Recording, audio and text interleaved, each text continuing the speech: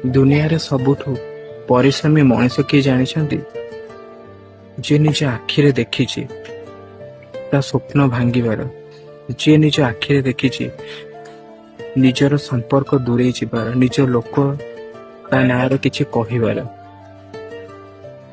ଆଉ ବାରମ୍ବାର ଚେଷ୍ଟା ସତ୍ତ୍ୱେ ବି ସେ ଅସଫଳ ହଉଛି, ସେ ହିଁ ପରିଶ୍ରମୀ ମଣିଷ।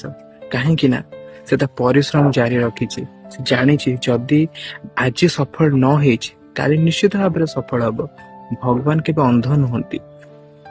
କାହିଁକି ନା ଗୋଟେ ପଥରକୁ ଯଦି ବାରମ୍ବାର ଆଘାତ କରାଯାଏ ସେ ଗୋଟେ ସୁନ୍ଦର ମୂର୍ତ୍ତିର ରୂପ ନିଏ।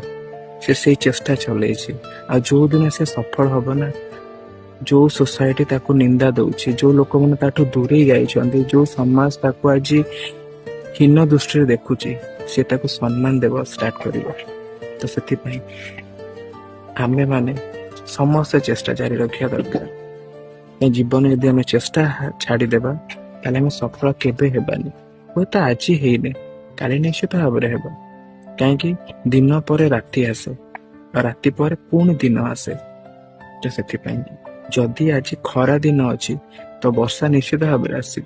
ଯଦି ଆଜି ଦୁଃଖ ଅଛି ତ ସୁଖ ନିଶ୍ଚିତ ଭାବରେ ଆସିବ। ରାଧେ ରାଧେ।